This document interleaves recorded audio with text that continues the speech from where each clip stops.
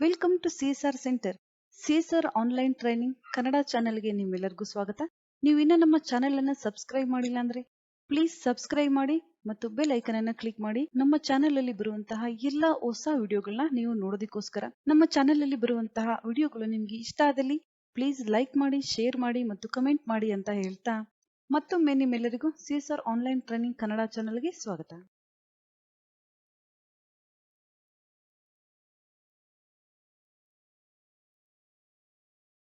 ಇವತ್ತು ನಾವು ನೋಡೋಣ ಹೆಡಿಂಗ್ ಸ್ಟೈಲ್ಸ್ ಮತ್ತು ಫೈಂಡ್ ಅಂಡ್ ರಿಪ್ಲೇಸ್ ಆಪ್ಷನ್ ಅನ್ನ ನಾವು ಯಾವ ರೀತಿ ಯೂಸ್ ಮಾಡಬೇಕು ಅಂತ. ಇಲ್ಲಿ ನಾವು MS ವರ್ಡ್ ಅಲ್ಲಿ ಯಾವಾಗ್ಲೂ ಇಂಗ್ಲಿಷ್ ಅನ್ನ ಟೈಪ್ ಮಾಡಿದ್ರೆ ಇಂಗ್ಲಿಷ್ ಲೆಟರ್ಸ್ ಗೆ ಎಫೆಕ್ಟ್ಸ್ ಅನ್ನ ಕೊಡೋದು ಕಷ್ಟ ಆಗೋದಿಲ್ಲ, ಯಾವುದೇ ಎಫೆಕ್ಟ್ ಅಪ್ಲೈ ಆಗುತ್ತೆ. ಆದ್ರೆ ನಾವು ಇಂಗ್ಲಿಷ್ ಅನ್ನ ಬಿಟ್ಟು ಬೇರೆ ಲ್ಯಾಂಗ್ವೇಜ್ ಅನ್ನ ಟೈಪ್ ಮಾಡಿದಾಗ ಹಿಂದಿ ಅಥವಾ ಕನ್ನಡ, ತೆಲುಗು, ತಮಿಳ್ ಈ ರೀತಿಯಾಗಿ ಕೆಲವೊಂದು ಬಾರಿ ಎಫೆಕ್ಟ್ ಅಪ್ಲೈ ಆಗೋದಿಲ್ಲ. ಬೋಲ್ಡ್ ಇರ್ಬೋದು, ಇಟಾಲಿಕ್ ಇರ್ಬೋದು, ಅಂಡರ್ಲೈನ್ ಎಫೆಕ್ಟ್ ಇರ್ಬೋದು. ಆಗ ನಾವು ಈ ಹೆಡಿಂಗ್ ಸ್ಟೈಲ್ ಆಪ್ಷನ್ ಅನ್ನ ಯೂಸ್ ಮಾಡ್ತೀವಿ. ಸೆಲೆಕ್ಟ್, ಇಲ್ಲಿ ಹಲವಾರು ಸ್ಟೈಲ್ಸ್ ಸಿಗುತ್ತೆ ನಿಮ್ಗೆ. ನಾನು ಲಾಸ್ಟ್ ಕ್ಲಾಸ್ ಅಲ್ಲಿ ಕನ್ನಡ ಟೈಪಿಂಗ್ ಮಾಡಬೇಕಾದ್ರೆ ತೋರಿಸಿದ್ದೆ, ನೀವು ಆ ಕ್ಲಾಸ್ ಅನ್ನ ನೋಡಿದ್ರೆ ನಿಮ್ಗೆ ಗೊತ್ತಾಗುತ್ತೆ. ಇಲ್ಲಿ ಸೆಲೆಕ್ಟ್ ಈ ರೀತಿಯಾಗಿ select, centre line, increase font size ಈ ರೀತಿಯಾಗಿ ಇಲ್ಲಿ ಹಲವಾರು ಸ್ಟೈಲ್ಸ್ ಸಿಗುತ್ತೆ. ಯಾವ ಹೆಡಿಂಗ್ ಸ್ಟೈಲ್ ಬೇಕು ನೀವು ಇಲ್ಲಿ ಸೆಲೆಕ್ಟ್ ಮಾಡ್ಕೋಬಹುದು ಈ ರೀತಿಯಾಗಿ. ಇದಕ್ಕೆ ನಾವು ಪೈ ಸಿಂಬಲ್ ಅಂತ ಸಹ ಹೇಳಿ ಕರಿತೀವಿ. ಈ ಸಿಂಬಲ್ ಏನಕ್ಕೋಸ್ಕರ ಯೂಸ್ ಆಗುತ್ತೆ ಅಂತ ಇಲ್ಲಿ ಕ್ಲಿಕ್ ಮಾಡೋಣ. ಇಲ್ಲಿ ನೀವು ನೋಡ್ತಾ ಇರಬಹುದು ಪ್ರತಿ ಪ್ಯಾರಾ ಲಾಸ್ಟ್ ಅಲ್ಲಿ ಈ ಸಿಂಬಲ್ ಬಂದಿದೆ. ಎಕ್ಸಾಂಪಲ್ ಇಲ್ಲಿ ಕರ್ಸರ್ ಇದೆ, ನಾನು ಏನಾದ್ರೂ ಟೈಪ್ ಮಾಡ್ತೀನಿ, ಒನ್ ಸ್ಪೇಸ್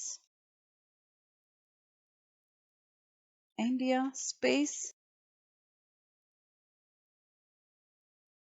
ನೀವು ನೋಡಿರ್ಬೋದು MS ವರ್ಡ್ ಅಲ್ಲಿ ಯಾವಾಗ್ಲೂ ನಾವು ನಾರ್ಮಲ್ ಆಗಿ ಟೈಪ್ ಮಾಡಿದ್ರೆ ನಾವು ಯಾವಾಗ್ಲೂ MS ವರ್ಡ್ ಅಲ್ಲಿ ಟೈಪ್ ಮಾಡ್ಬೇಕಾದ್ರೆ ಸ್ಪೇಸ್ ಅನ್ನ ಕೊಡ್ತೀವಿ, ಒನ್ ಸ್ಪೇಸ್. ನಾನೀಗ ಝೂಮ್ ಮಾಡಿ ತೋರಿಸ್ತೀನಿ ನಿಮ್ಗೆ. ಇಲ್ಲಿ ನೀವು ನೋಡ್ತಾ ಇರ್ಬೋದು ನಾನು ಎಷ್ಟು ಸ್ಪೇಸ್ ಕೊಟ್ಟಿದ್ದೀನಿ ಅಷ್ಟು ಡಾಟ್ ಇಲ್ಲಿ ನಿಮ್ಗೆ ತೋರಿಸ್ತಾ ಇದೆ. ಇಲ್ಲಿ ಫಸ್ಟ್ ಇಂದ ನೀವು ನೋಡ್ಬೋದು ಔಲ್ ಫಕೀರ್ ಜೈನುಲಾಬದೀನ್, ಇಲ್ಲಿ ಒನ್ ಸ್ಪೇಸ್ ಇದೆ, ಒನ್ ಡಾಟ್ ಇಲ್ಲಿ ನಿಮ್ಗೆ ತೋರಿಸ್ತಾ ಇದೆ. ಇಲ್ಲಿ ನೀವು ನೋಡ್ತಾ ಇರ್ಬೋದು. ಈ ರೀತಿಯಾಗಿ ಪೈ ಸಿಂಬಲ್ ಅನ್ನ ನಾವು ಇಡನ್ ಆಬ್ಜೆಕ್ಟ್ ಅನ್ನ ನೋಡೋದಕ್ಕೋಸ್ಕರ ಯೂಸ್ ಮಾಡ್ತೀವಿ. ಝೂಮ್ ಔಟ್, ನಂತರ ಕ್ಯಾನ್ಸಲ್ ಪೈ ಸಿಂಬಲ್. ಇಲ್ಲಿ ನೀವು ನೋಡ್ತಾ ಇರ್ಬೋದು ಇಡನ್ ಐಕಾನ್ಸ್ ಎಲ್ಲ ನಮ್ಗೆ ಇದರಲ್ಲಿ ಕಾಣಿಸುತ್ತೆ. ನಂತರ ಇಲ್ಲಿ ಫೈಂಡ್ ಅಂಡ್ ರೀಪ್ಲೇಸ್ ಆಪ್ಷನ್ ಇದೆ. ಫೈಂಡ್ ಮತ್ತು ರೀಪ್ಲೇಸ್ ಆಪ್ಷನ್ ಅನ್ನ ನಾವು ಯಾವಾಗ ಯೂಸ್ ಮಾಡ್ತೀವಿ ಅಂತ, ಒಂದು ಡಾಕ್ಯುಮೆಂಟ್ ಅನ್ನ ರೆಡಿ ಮಾಡಿರ್ತೀವಿ. ಆ ಡಾಕ್ಯುಮೆಂಟ್ ಅಲ್ಲಿ ನಾವು ಕೆಲವೊಂದು ಕರೆಕ್ಷನ್ ಅನ್ನ ಮಾಡಬೇಕಾಗುತ್ತೆ. ಒಂದು 100 ಪೇಜ್ ಡಾಕ್ಯುಮೆಂಟ್ ಅನ್ನ ನಾವು ಟೈಪ್ ಮಾಡಿದ್ರೆ ಕೆಲವೊಂದು ವರ್ಡ್ಸ್ ಗಳನ್ನ ಚೇಂಜ್ ಮಾಡಬೇಕಾಗುತ್ತೆ. ಯಾವ ಪೇಜ್ ಅಲ್ಲಿ ಯಾವ ವರ್ಡ್ ಇದೆ ಆ ವರ್ಡ್ ಗೆ ನಾವು ರೀಪ್ಲೇಸ್ ಮಾಡಬೇಕು. 100 ಪೇಜ್ ಅಲ್ಲೂ ನಾವು ವರ್ಡ್ ಅನ್ನ ಹುಡುಕಿ ರೀಪ್ಲೇಸ್ ಮಾಡೋದಕ್ಕೆ ತುಂಬಾ ಟೈಮ್ ತಗೊಳುತ್ತೆ. ಕೆಲವು ವರ್ಡ್ಸ್ ಗಳು ಮಿಸ್ ಆಗಬಹುದು. ಅದರಲ್ಲಿ ಫೈಂಡ್ ಆಪ್ಷನ್ ಇಂದ ನಾವು ಈಸಿಯಾಗಿ ಯಾವ ವರ್ಡ್ ಅನ್ನ ಬೇಕಾದ್ರೂ ಸರ್ಚ್ ಮಾಡಬಹುದು ಮತ್ತು ರೀಪ್ಲೇಸ್ ಅನ್ನು ಸಹ ಮಾಡಬಹುದು. ಇಲ್ಲಿ ನೋಡೋಣ ಯಾವ ರೀತಿ ವರ್ಕ್ ಆಗುತ್ತೆ ಈ ಆಪ್ಷನ್ ಅಂತ. ಇಲ್ಲಿ ನಾನು ದ ಅನ್ನೋದನ್ನ ಸರ್ಚ್ ಮಾಡ್ತೀನಿ. ಫೈಂಡ್, ಇಲ್ಲಿ ನಾವು ಸರ್ಚ್ ಮಾಡೋಣ THE. ಇಲ್ಲಿ ನೀವು ನೋಡ್ತಾ ಇರ್ಬೋದು ಈ ಡಾಕ್ಯುಮೆಂಟ್ ಅಲ್ಲಿ ಎಷ್ಟು ಬಾರಿ ನಾವು ದ ಅಂತ ಟೈಪ್ ಮಾಡಿದೀವಿ, ಎಲ್ಲಾ ಕಡೆ ಇಲ್ಲಿ ಯೆಲ್ಲೋ ಕಲರ್ ಹೈಲೈಟ್ ಅಲ್ಲಿ ಕಾಣಿಸ್ತಾ ಇದೆ. ಝೂಮ್ ಔಟ್ ಮಾಡ್ತಾ ಇದ್ದೀನಿ, ಇಲ್ಲಿ ನೀವು ನೋಡ್ತಾ ಇರ್ಬೋದು. ನಂತರ ರೀಪ್ಲೇಸ್, ಫೈಂಡ್ ಅಂದ್ರೆ ಇಲ್ಲಿ ಹುಡುಕೋದು, ಯಾವ ವರ್ಡ್ ಬೇಕು ನೀವು ಇಲ್ಲಿ ಹುಡುಕ್ಬೇಕಾಗತ್ತೆ. ನಂತರ ರೀಪ್ಲೇಸ್, ದ ಅನ್ನೋ ವರ್ಡ್ ಅನ್ನ ನಾವೀಗ ಹುಡುಕಿದೀವಿ, ಆ ವರ್ಡ್ ಗೆ ಬದಲಾಗಿ ನಾವು ಯಾವ ವರ್ಡ್ ಅನ್ನ ರೀಪ್ಲೇಸ್ ಮಾಡಬೇಕು. ಈಸ್ ಅನ್ನುವಂತಹ ವರ್ಡ್ ಅನ್ನ ನಾವಿಲ್ಲಿ ರೀಪ್ಲೇಸ್ ಮಾಡೋಣ. ಇಲ್ಲಿ ರೀಪ್ಲೇಸ್, ಇಲ್ಲಿ ನಮ್ಮ ಕರ್ಸರ್ ಇದೆ, ಇಲ್ಲಿ ನೋಡಿ ದ ಅನ್ನೋ ವರ್ಡ್ ಅನ್ನ ತೋರಿಸ್ತಾ ಇದೆ. ರೀಪ್ಲೇಸ್, ಇಲ್ಲಿ ಈಗ ರೀಪ್ಲೇಸ್ ಆಗಿದೆ. ನೆಕ್ಸ್ಟ್ ಲೈನ್ ಅಲ್ಲಿ ಹೋಗಿದೆ ರೀಪ್ಲೇಸ್.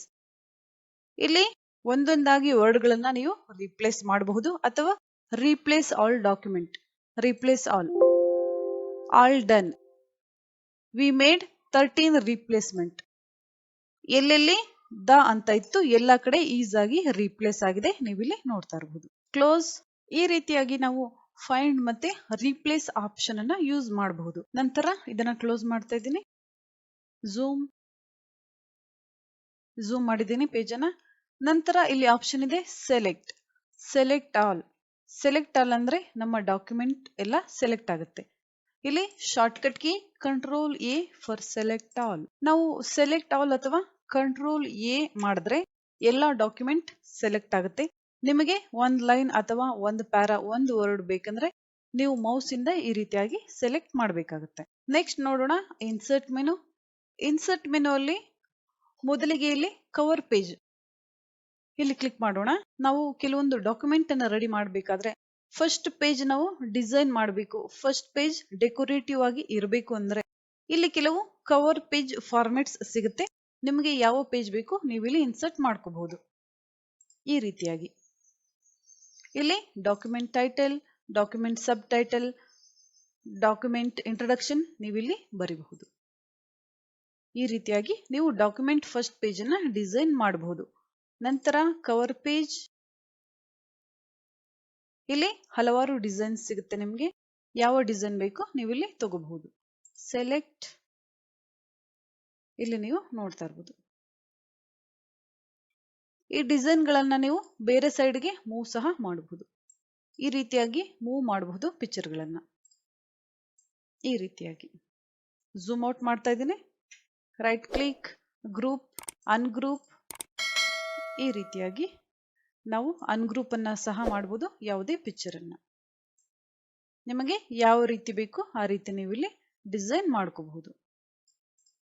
ಈ ರೀತಿಯಾಗಿ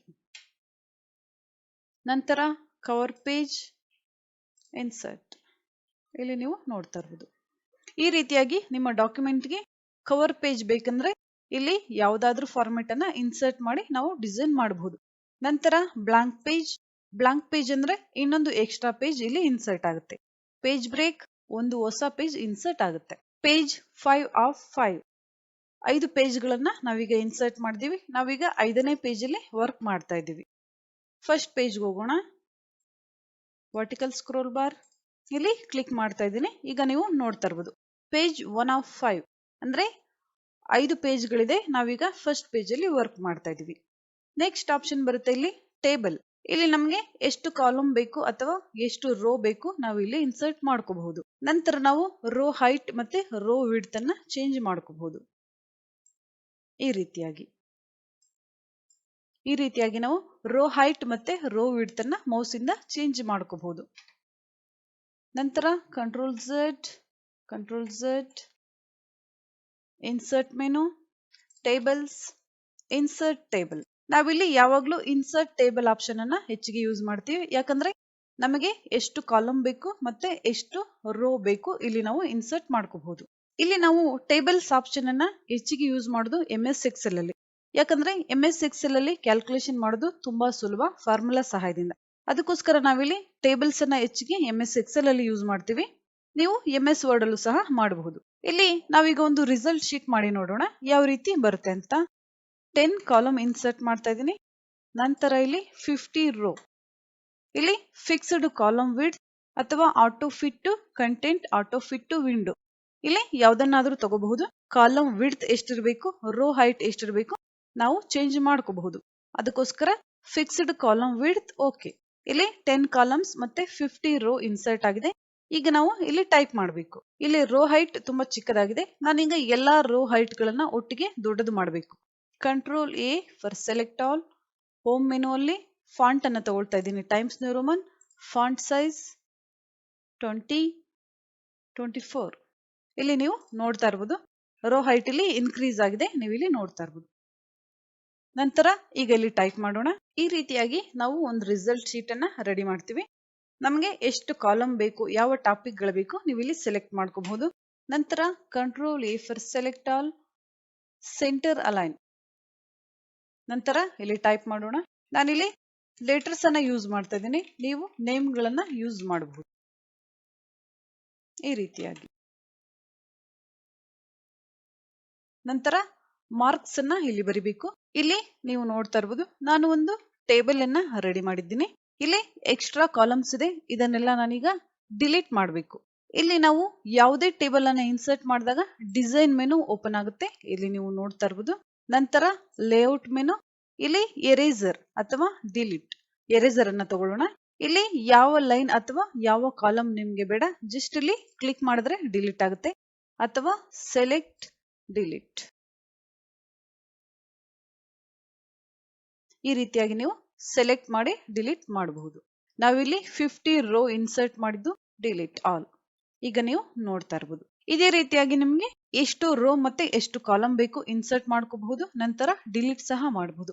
ಇಲ್ಲಿ ನಮ್ಗೆ ಇನ್ನ ಒಂದು ಎಕ್ಸ್ಟ್ರಾ ರೋ ಬೇಕಾಗಿದೆ ಅಂದ್ರೆ ಇನ್ಸರ್ಟ್ ಟೇಬಲ್ ಡ್ರಾ ಟೇಬಲ್. ಇಲ್ಲಿ ನೀವು ಈ ರೀತಿಯಾಗಿ ಇನ್ನೊಂದು ರೋ ಅನ್ನ ಇನ್ಸರ್ಟ್ ಮಾಡ್ಕೋಬಹುದು. ಈ ರೀತಿಯಾಗಿ ಇಲ್ಲಿ ನಾನು ಇನ್ನೊಂದು ರೋ ಅನ್ನ ಇನ್ಸರ್ಟ್ ಮಾಡಿ ಇಲ್ಲಿ ಲೈನ್ ಹಾಕಿದಾಗ ಕರೆಕ್ಟ್ ಆಗಿ ಲೈನ್ ಬರ್ತಾ ಇಲ್ಲ. ಆಟೋಮೆಟಿಕ್ ಆಗಿ ನನಗೆ ಲೈನ್ ಬೇಕಂದ್ರೆ ಇಲ್ಲಿ ನಾನು ಡಿಲೀಟ್ ಮಾಡ್ತಾ ಇದ್ದೀನಿ. ಎರೇಸರ್ ತಗೊಂಡು ಡಿಲೀಟ್. ನಂತರ ಇಲ್ಲಿ ಲಾಸ್ಟ್ ಅಲ್ಲಿ ಕ್ಲಿಕ್ ಮಾಡ್ತಾ ಇದ್ದೀನಿ. ನಂತರ ಟ್ಯಾಬ್ ಕೀಬೋರ್ಡ್ ಇಂದ ನೀವು ಟ್ಯಾಬ್ ಕೀಯನ್ನ ಪ್ರೆಸ್ ಮಾಡೋದ್ರ ಮುಖಾಂತರ ಹೊಸ ಕಾಲಮ್ ಮತ್ತೆ ಹೊಸ ರೋಗಳನ್ನ ನೀವು ಇಲ್ಲಿ ತಗೋಬಹುದು. ನಂತರ ಎರೇಸರ್ ಮತ್ತೆ ಡಿಲೀಟ್. ಈಗ ನಾವು ಇಲ್ಲಿ ಈ ಮಾರ್ಕ್ಸ್ ಗಳನ್ನ ಟೋಟಲ್ ಮಾಡಬೇಕು. ನಾವು ಎಕ್ಸೆಲ್ ಅಲ್ಲಿ ಫಾರ್ಮುಲಾ ಯೂಸ್ ಮಾಡ್ತೀವಿ, MS ವರ್ಡ್ ಅಲ್ಲೂ ಸಹ ಫಾರ್ಮುಲಾ ಇರುತ್ತೆ. ಅದೇ ರೀತಿಯಾಗಿ ಅದನ್ನ ನಾವಿಲ್ಲಿ ಯಾವ ರೀತಿ ಯೂಸ್ ಮಾಡಬೇಕು. ಟೇಬಲ್ ಔಟ್ಸೈಡ್ ಅಲ್ಲಿ ಕ್ಲಿಕ್ ಮಾಡ್ತಾ ಇದ್ದೀನಿ. ಈಗ ನಾವು ಇಲ್ಲಿ ಟೋಟಲ್ ಮಾಡಬೇಕು ಮಾರ್ಕ್ಸ್ ಅನ್ನ. ಇಲ್ಲಿ ನಾನು ಕ್ಲಿಕ್ ಮಾಡ್ತಾ ಇದ್ದೀನಿ. ನಂತರ ಲೇಔಟ್ ಮೆನು ಓಪನ್ ಆಗುತ್ತೆ. ಲೇಔಟ್ ಮೆನು ಅಲ್ಲಿ ಇಲ್ಲಿ ಲಾಸ್ಟ್ ಆಪ್ಷನ್ ಬರುತ್ತೆ ಫಾರ್ಮುಲಾ. ಇಲ್ಲಿ ನಾವು ಕ್ಲಿಕ್ ಮಾಡಬೇಕಾಗುತ್ತೆ. ಇಲ್ಲಿ ನೀವು ನೋಡ್ತಾ ಇರುವುದು ಈಕ್ವಲ್ ಸಮ್ ಲೆಫ್ಟ್ ಅಂದ್ರೆ ಲೆಫ್ಟ್ ಸೈಡ್ ಅಲ್ಲಿ ಇರುವಂತಹ ಮಾರ್ಕ್ಸ್ ಅನ್ನ ಇದು ಕ್ಯಾಲ್ಕುಲೇಟ್ ಮಾಡ್ತಾ ಇದೆ. ಓಕೆ, ಇಲ್ಲಿ ಟೋಟಲ್ ಮಾರ್ಕ್ಸ್ ಕ್ಯಾಲ್ಕುಲೇಟ್ ಆಗಿದೆ. ನೀವು ಕ್ಯಾಲ್ಕುಲೇಟರ್ ಇಂದ ಚೆಕ್ ಮಾಡಬಹುದು ಬೇಕಾದ್ರೆ. ನಂತರ ಇಲ್ಲಿ ಕ್ಲಿಕ್ ಮಾಡ್ತಾ ಇದ್ದೀನಿ ಫಾರ್ಮುಲಾ. ಇಲ್ಲಿ ನೋಡಿ ಸಮ್ ಅಂತ ತಗೊಂಡಿದೆ, ಆದ್ರೆ ಇಲ್ಲಿ ಲೆಫ್ಟ್ ಅಲ್ಲಿ ಇರುವಂತಹ ಮಾರ್ಕ್ಸ್ ಗಳನ್ನ ಇದು ತಗೊಂಡಿಲ್ಲ. ಎಬೋವ್ ಮಾರ್ಕ್ಸ್ ಅಂದ್ರೆ ಇಲ್ಲಿರುವಂತಹ ಮಾರ್ಕ್ಸ್ ಅನ್ನ ಇದು ಇಲ್ಲಿ ತಗೊಳ್ತಾ ಇದೆ. ಓಕೆ, ಇಲ್ಲಿ ನೀವು ನೋಡ್ತಾ ಇರಬಹುದು. ಆದ್ರೆ ನನಗೆ ಲೆಫ್ಟ್ ಅಲ್ಲಿ ಇರುವಂತಹ ಮಾರ್ಕ್ಸ್ ಗಳನ್ನ ನಾನಿಲ್ಲಿ ಟೋಟಲ್ ಮಾಡಬೇಕು. ಅದಕ್ಕೋಸ್ಕರ ಸೆಲೆಕ್ಟ್ ಡಿಲೀಟ್ ಫಾರ್ಮುಲಾ. ಇಲ್ಲಿ ನಾನು ಲೆಫ್ಟ್ ಅಂತ ಚೇಂಜ್ ಮಾಡಬೇಕಾಗುತ್ತೆ. ಲೆಫ್ಟ್ ನಂತರ ಓಕೆ. ಇಲ್ಲಿ ನೀವು ನೋಡ್ತಾ ಇರಬಹುದು. ನಂತರ ಇಲ್ಲಿ ಕ್ಲಿಕ್ ಮಾಡ್ತಾ ಇದ್ದೀನಿ ಫಾರ್ಮುಲಾ. ಇಲ್ಲಿ ಲೆಫ್ಟ್ ಅಂತ ಮತ್ತೆ ನೀವು ಟೈಪ್ ಮಾಡಬೇಕು. ನಂತರ ಓಕೆ. ಈ ರೀತಿಯಾಗಿ ನೀವು MS ವರ್ಡ್ ಅಲ್ಲಿ ಫಾರ್ಮುಲಾ ಸಹಾಯದಿಂದ ಮಾರ್ಕ್ಸ್ ನ ಟೋಟಲ್ ಮಾಡಬಹುದು. ನಂತರ ಗ್ರೇಡ್ ಮತ್ತೆ ರಿಸಲ್ಟ್ ಅನ್ನ ನೀವು ಹಾಕಬೇಕಾಗುತ್ತೆ. ಆದ್ರೆ MS ಎಕ್ಸೆಲ್ ಅಲ್ಲಿ ನಾವು ಫಾರ್ಮುಲಾ ಅಪ್ಲೈ ಮಾಡಿದ್ರೆ ಗ್ರೇಡ್ ರಿಸಲ್ಟ್ ಎಷ್ಟು ಮಾರ್ಕ್ಸ್ ಬಂದಿದೆ ಆಟೋಮೆಟಿಕ್ ಆಗಿ ಕ್ಯಾಲ್ಕುಲೇಟ್ ಆಗುತ್ತೆ.